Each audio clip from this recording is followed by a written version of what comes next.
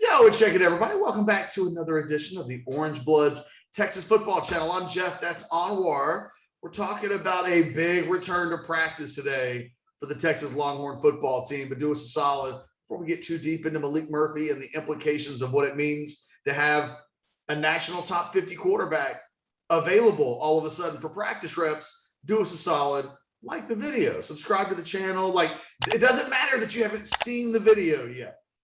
Like it anyway, and get notifications, ring that bell, leave comments in the comments section. Even if it's to say, I will not subscribe to your channel, hear me roar, we invite you to leave us your commentary. Anwar, Maalik is crossing the street today. He's lean and mean and, looking good, and no boot on his foot. And it was probably the single most notable thing to take point of on this Tuesday early practice for the Longhorns, their fourth practice in, 8 days, something like that. Your thoughts? It's a development.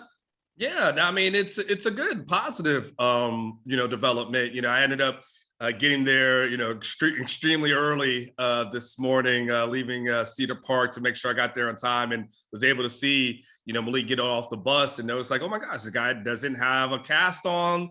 He's walking fine. And so it's good progress. Like, so as I went and kind of monitored practice, Ketch, he's kind of was off to the side working out with other injured players. Like, Troy O'Meary, was like a notable guy that he's working out with, doing his things. But so he's not there yet where he can practice. But Ketch, to your point, it's a good step for him to get there. Maybe potentially, I think Sarkisian talked about, hopefully maybe by the end of spring, he could get in some reps or something. But to build up that room and have that guy recover from, a major foot injury, to have him back, I think it's a positive sign to say, okay, at least the cast is off.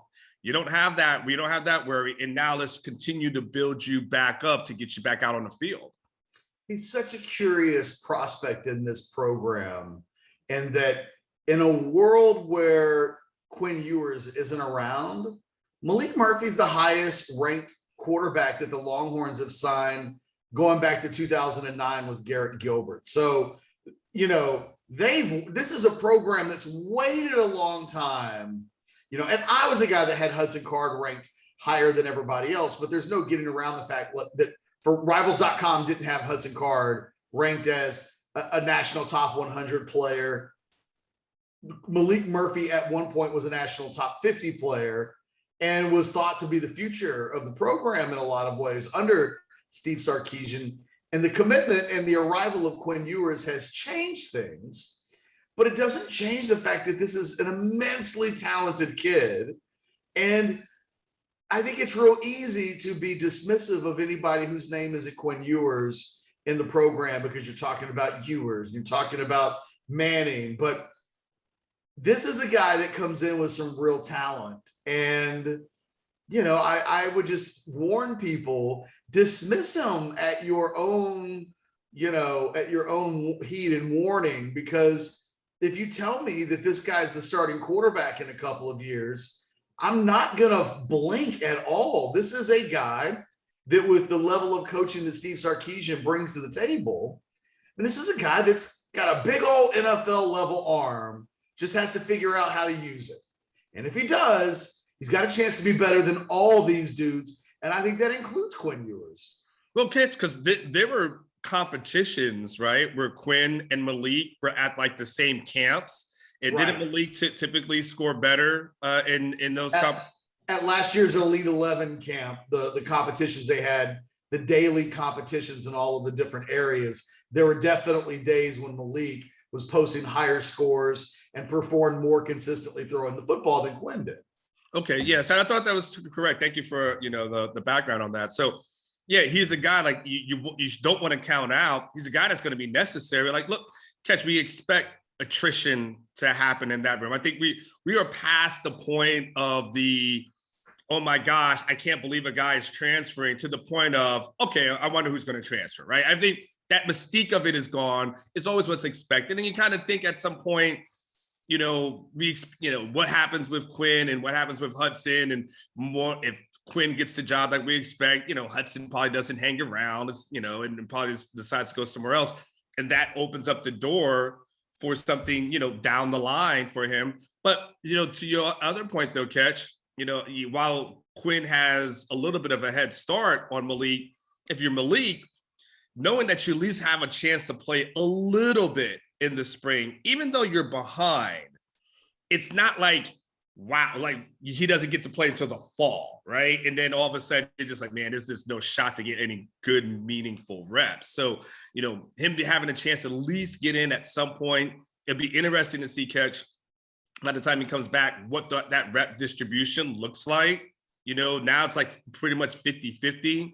If you have Maalik back, do you have to do, 40-40-20? Like how would they do that? But having him back, it's also just an encouraging sign. I can't imagine that young man's journey, Ketch, where he's went from not playing much to playing for a really bad team, having lots of question marks about you and as a prospect, and to then get to a state championship game and then have that happen at your, what would be your highest moment of your football career, and now having to, start over. Then you had the Quinn Ewers, coming at the midnight hour. So he's been through a lot. So I'm sure if there's anybody who was happy to have a cast cut off his foot and start thinking to himself, okay, let me just get back to where I love and where I need to be, I'm sure it's him. And like I said, it's an encouraging sign. It's a positive sign. When people always want some positivity from you guys. Here you go. This is some positivity. Weirdly, he's kind of had a Hudson Card kind of career arc so far. When you think about, everybody was in love with his talent. Mm-hmm. Love his talent, right? And then the very first time they saw him, a lot of people said, well, that's not what a 5-star quarterback looks like. He should make the game look easy. I no longer think of him as elite. He's not in the same category as some other players. And then by the end of his senior year, he's winning a state championship and absolutely performing. The thing is, if you see his senior film and his junior film looks anything like that, I think he's a 5-star prospect and ultimately regarded as one of the top, let's say, 10 prospects in the country, because he played so poorly at times as a junior. And it just took a little bit of time for the light switch, for the comfort levels to get there. I think ultimately it impacted his ranking. When I think of his raw tools, I'm way more impressed with his physical chops than a guy like Arch Manning, who we do videos on all of the time and who's the #1 ranked player in the 2023 class. I think if you take Arch and you take Maalik and you just put quarterback contestant 5-2-0 and quarterback contestant 7-8-9 and slap numbers on their shirts and say, we're going to watch you guys work out, I think you're more blown away initially by what Maalik Murphy is bringing to the table than Arch Manning, but he doesn't quite have the same background. He doesn't have that big name. He hasn't been nestled in the womb of the #1 football family in America. So it's apples to oranges, but just off the hoof. Maalik Murphy doesn't have to take a step back to anybody, and his return to practice, as you said, is a big deal. Look, do us a solid, like the video, subscribe to the channel. We will have more on the Tuesday practice coming up a little bit later today on the channel. We've got breakdowns of basically every practice, every event. Go take a look at all of the football content from the last week or so. I think you'll enjoy it. But until a little bit later, we'll talk to you soon. Later.